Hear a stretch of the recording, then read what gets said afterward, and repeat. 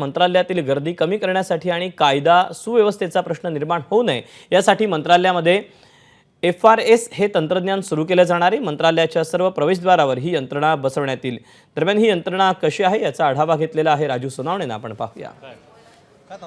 मंत्रालयामध्ये येणाऱ्यांची गर्दी कमी करण्यासाठी आणि कायदा व सुव्यवस्थेचा प्रश्न निर्माण होऊ नये यासाठी मंत्रालयामध्ये FRS ची जी सिस्टम आहे ही बसवण्यात आलेली आहे। पाहता आपण मंत्रालयाचा हा परिसर आहे आणि प्रत्येक गेटवरती हे स्कॅनिंग मशीन जे आहे ते बसवण्यात आलेलं आहे। मंत्रालयामध्ये अभ्यागत असतील किंवा अधिकारी यांनी प्रवेश केल्यानंतर मुख्य इमारतीमध्ये जाताना सुद्धा प्रत्येक दरवाजावरती जे आहे जे आतमध्ये ही सिस्टम बसवण्यात आलेली आहे। याच्यामध्ये स्क्रीनिंग असणार आहे आणि चेहरा स्कॅन झाल्यानंतरच आतमध्ये सोडला जाणार आहे। एवढंच नाही तर यामध्ये जो काही पास आहे तो पास स्वतः त्या अभ्यागताला बनवायला लागणार आहे। एवढंच नाही तर अधिकाऱ्यांसाठी सुद्धा ही पद्धत अवलंबलेली आहे। त्यांच्यासाठी वेगळा गेट असला तरी त्यांना या ठिकाणी स्कॅनिंग केल्याशिवाय प्रवेश मिळणार नाही।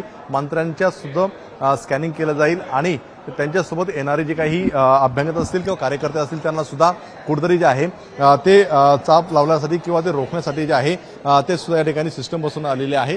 विशेष म्हणजे अभ्यागत येत असताना ज्या विभागात काम आहे त्याच विभागात जावा यासाठी सुद्धा ही यंत्रणा केलेली आहे आणि सूत्रांच्या माहितीनुसार जो काही पास मिळणार आहे त्यामध्ये चिप असण्याची शक्यता आहे। त्यामुळे आलेला अभ्यागत हा कुठल्या विभागात जातो याची सुद्धा नोंद जी आहे ती पोलिसांकडे असणार आहे। हे संपूर्णपणे ही सिस्टम आहे आणि या सिस्टमला कनेक्ट जो आहे तो मंत्रालयातलं जे काही कंट्रोल रूम आहे त्या ठिकाणी केलेलं आहे। त्यामुळे कंट्रोल रूम मधून संपूर्णपणे याची जी आहे ती टेहाळणी केली जाईल। आलेला अभ्यागत जो आहे तो नेमका इथून कुठे जातोय काय करतो याचा सगळा डेटा जो आहे तो पोलीस आपल्या समोर ठेवणार आहे। साधारणतः 15 जानेवारीपासून ही सिस्टम जी आहे ती कार्यान्वित करण्याचा मानस प्रशासनात आपल्याला पाहायला मिळतोय। कॅमेरामन कृष्णा खापरेसर एबीपी माझा मुंबई। एबीपी माझा, उघडा डोळे बघा नीट।